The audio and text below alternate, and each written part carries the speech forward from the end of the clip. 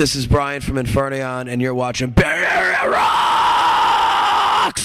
You're watching Bay Area Rocks, and I'm Bassy Stacy, and we're here with the singer of Infernaeon. Go ahead and introduce yourself. What's up? My name's Brian, vocalist for Infernaeon.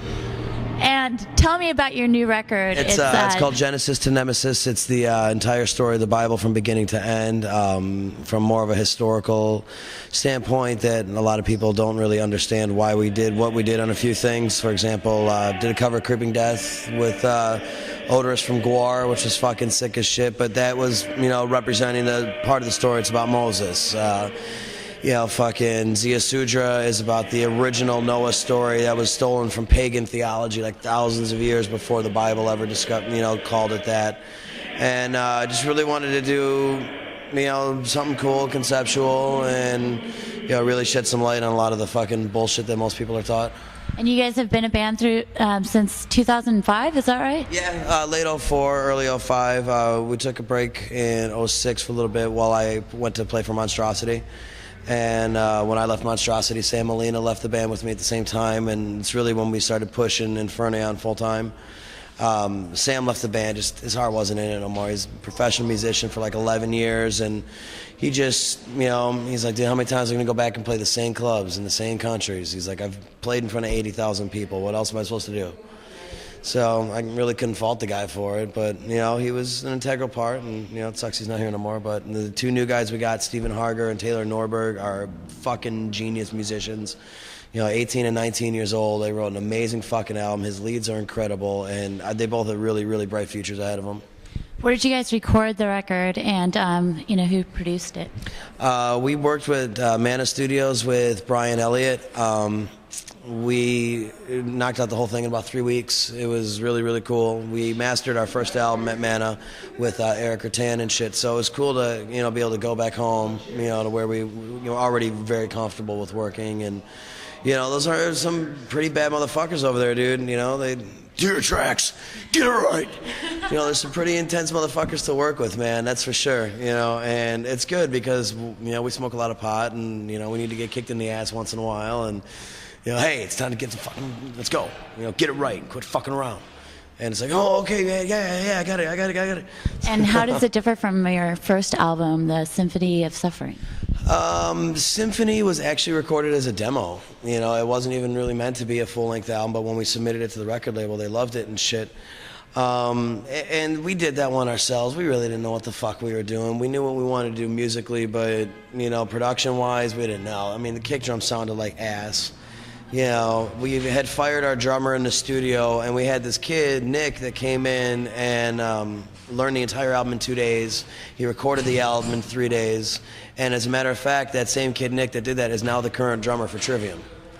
Awesome. So he's come a long way since Symphony of Suffering as well. So a lot of people don't know that. So we're really proud of him, man. He's doing a really good job in Trivium and shit now. And, I wish him all the fucking success in the world.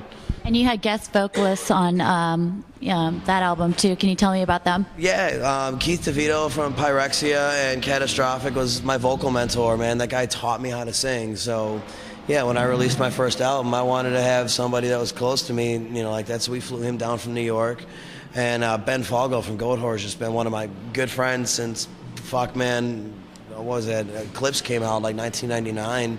Those guys first stayed at my house. So he happened to be in town, and it's just kind of cool to be able to, there's no money in this business, man. We're not out here doing this for the fame. You want to put 600 dicks in a room, you call us. We're not doing it to get laid either. That's for goddamn sure.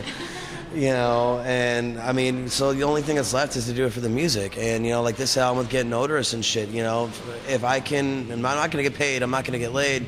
This I can do is I can say, I got a chance to record with somebody whose posters have been on my wall since I was 10 years old. And to get the opportunity to create music with somebody like that. And it's a very, very cool thing. We all have friends in other bands, and, we like to think that, oh, dude, it'd be great to jam with this guy one day or blah, blah, blah. Well, you know what? Fuck it, Fuck it, just do it, Who gives a fuck what the fans are going to think? Fuck the fans. Make the music for yourself first, and the fans will come after that, so.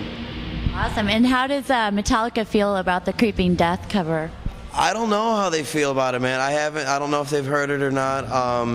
King Diamond is a friend of mine, and I know he's good friends with those guys. I don't know if he ever forwarded it to them or not, but I know King has heard it, and King loves it.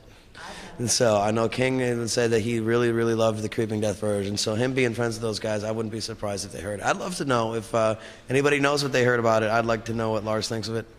Most definitely. And so King Diamond is one of your influences majorly, for sure. Who else is like a big influence in your life? Musically or spiritually? Both. Well, King Diamond and Aleister Crowley, first and foremost. You know, do what thou wilt shall be the whole of the law. Love under will. Past them, musically, I mean, Creator, Testament, Slayer, of course, you know. Any one of the bands that didn't sell out to this rap rock fucking bullshit in the mid-90s, like, I'm not going to start mentioning names, but you fucking know who you are. And you all fucking sold out to sound like Korn in the mid-90s, and now it's cool to be metal again. And now you think it's okay to come back and just fucking say, oh, well, we've been here the whole time. Yeah, except for the 10 years you were sucking cock, dude. You know, fucking go tell Chuck Billy fucking to play rap rock. And go tell fucking Schmear from fucking Destruction to play rap rock. You know, listen to the King Diamond, Merciful Fate albums put out during those years. No, it was a choice that some bands made. And these are the same bands that were telling us to fuck the posers, fuck the trends. These are the same bands that fell into every one of those fucking trends. And I'm not okay with it. You know, I'm really not, dude. I'm 30 years old. I'm part of that lost generation of metal where I turned 15 in 95 when it was Fred Durst, yo, metal, yo. No, fuck that shit. Keep your rap out of my metal. You know, and then it was, well, let's go, you know, hey, everybody found out about Swedish metal in like the early 2000s. It's like, great, I'm glad. I heard In Flames in 94. You know, I heard Slaughter of the Soul when it came out. I'm glad you're just now catching up to what we've been listening to. And there was a period of about 10 years where it wasn't cool to have long hair and tattoos. Like, if you listen to death metal, yeah, if you were death metal, you were shunned upon by the rest of the metal community. Like, and now fucking breakdowns and all this hardcore shit's cool. And, you know, and I appreciate the young kids that are 16, 17 years old now that don't remember those days, that, you know, they're just young kids that are getting into it and they're carrying the flame high. And, you know, for that I like to see, but I also like to see them respected a little bit more. You know, like I saw a kid in a Job for a Cowboy shirt, and he's like, you like Job for a Cowboy? I'm like, they sound like a Carcass ripoff to me, you know? And he's like, well, Carcass, who are they? Yeah. And I'm like, dude, you want to tell me you listen to metal, you don't know who Carcass? One kid told me he heard of Morbid Angel. I'm like, dude, you listen to like Between the Buried and Me that named their fucking band after a Counting Crows song. And yeah, what's next? Deicide fucking doing Hootie and the Blowfish covers. You know, this big resurgence of the thrash metal, like Toxic Holocaust. You know, sounds like fucking a good new Venom. You know, or Municipal Waste. You know, shit's fucking cool, man. I'm really digging it. So you guys are from Florida, so you must know about the scene of metal from Florida. What's it like now? You know, because a lot of people that live in San Francisco don't make it out that far to Florida. You know, if you ask people in Florida, they'll tell you it sucks. You know, but the people in Florida only know Florida. They're not out. You know, we see on this tour every fucking scene out there on the #1 selling underground metal band of all time, Gwar. You know, any tour that we do after this is a step down. You know, this is as big as it gets for us, unless it's Slayer or Metallica. So, or King Diamond. Or King Diamond, you know, definitely. And so you can really get to see in every city that we come to with this what a scene has to offer. And, you know, and Tampa showed its colors. We did almost 1,800 people there. You know, some of these nights out here have been 300, 400, and 500 people. So Tampa is really an elitist scene in a lot of ways that, you know, we know we're the best. We know we started this shit. And what bands, like, locally from there would you suggest, like, you like or are into? Cannibal Corpse, Morbid Angel, Deicide, Obituary, 6 Feet Under, Atheist, Death. No newer bands, though, really? Death. Control Denied, Malevolent Creation, I mean, shit, I mean, the list goes on and on. The Absence, Swats, Disincarnate, fucking, you know, Trivium even, you know, fucking, I mean, Florida's where it started. It's where the home has been. You know, the torch has never really gone out there. You know, we've always been putting out fucking great music for many years, you know, and but the thing is in Florida, there's like a no poser policy. Like, pussy bands that come through, like, aren't received well. You know, they're not going to be playing the big venues. They're going to be playing some shithole bar, and there's going to be 15 people there. That's not because the scene there sucks. It's because the scene there doesn't like your band. You know, there's a big difference, you know, and when Tampa's own is there, you know, the scene comes out in droves, and then, you know, Florida supports its own. And that's one of the reasons that scene has made its mark. It's not because of the bands that are there, it's because of the fans that are there that really made all those bands who they are. And it feels really cool to be part of a scene like that. So what's the future hold for Infernaeon? Our goal right now is about 250 shows in the next 12 months, and we want to be right back in the studio come September next year and working on the new one. We have a concept already in place for the new one. And the name of the album will be? I'm not sure on that yet. Still kind of kicking that around. I tell you, but there's nothing conclusive yet. We initially had the idea to do this, the entire album about a story of the school shooting told through the eyes of the shooter and sympathetic to the shooter. And but musically it just doesn't work. We tried to do it for that same concept for this one too, and we tried to really revisit the idea, but our music is too symphonic, it's too epic. You know, it doesn't really describe the violent nature of an attack like that, you know, so as much as we've really tried to do, I think we're gonna have to scrap that idea and go with plan B, but we have a very strong plan B, so. Awesome. So for someone who's never heard your band, what would you describe it, the music?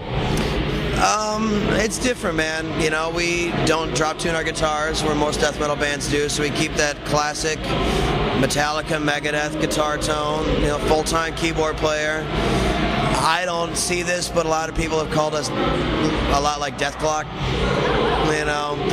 That's an honor. Yeah, for sure. I guess I can see it. You know, I'm a little Corpse Grinder-esque in my stage presence. Because Lee taught me how to sing from Monstrosity. Lee taught George how to sing. So, you know, and I know that Nathan Explosion was modeled after George, obviously. And I got two skinny-ass guitar players that, you know, look just like those two. And not to mention our drummer is from Wisconsin, just like Pickles. So. My bass player is a complete fucking nihilist, just like Murderface. So I guess I can actually kind of see it in a way, but musically, I guess it's similar. You know, we like to keep it very symphonic. Yeah, I'm a huge fan of classical music. I'm a huge fan of violent death metal. You know, I love Dimmu Borgir as much as I love Altars of Madness. You know, I love Equilibrium by Emperor as much as I love Symbolic by Death. And I don't think anybody's ever successfully really tried to combine the two genres. You know, you hear somebody that calls himself a black death metal band, it's like, no, dude, you're a death metal band, or, you know, no, dude, you're a black metal band. And you know, there's a few bands that have transcended it and done it well. I think Graveworm does it pretty good. You know, I think they really do. There was an old band from Minnesota called Theater of the Macabre that did it really well too. But I think a lot of the kids nowadays, you know, they've never really seen anything like this before. There hasn't really been a deicide for this generation, you know, and a lot of the young kids, you know, are very pissed off with religion, and, you know, half these guys don't even know who Morbid Angel and Deicide even are anymore, you know. Crazy, for sure, you know? Dude, I mean, it's just, like, scary to even fucking say that, you know what I mean? Like, if you were a metalhead and you didn't know who Deicide were, like, dude, I'd just beat your ass, like... WWPBD, you know, I'm sure that statement here in any city in the country goes over well. WWPBD, what would Paul Bailoff do? If Paul Bailoff saw a poser walking on the street, what do you think that motherfucker would do? Well, actually, I've seen him actually slap someone at a show before, you know, yeah. I bet, man. Yeah, before he died. That guy fucking hated posers. He was as metal as it fucking came, and I can fucking fully respect that. What would you like to tell your fans? May you all get high. May you all get laid. That's really all I got for you guys. Awesome. Well, I want to thank you for your time, and I can't wait to see you guys play at the Grand Regency tonight in San Francisco. And let us know when you're coming back, and let us know, the viewers out there, where they can find you. Infernaeon.com. Look us up on our record label, prostheticrecords.com. You know, fucking just search the name, any sort of fucking outlet, you know which ones. And you can find us pretty easily in fucking 93. Do what thou wilt. Thank you so much.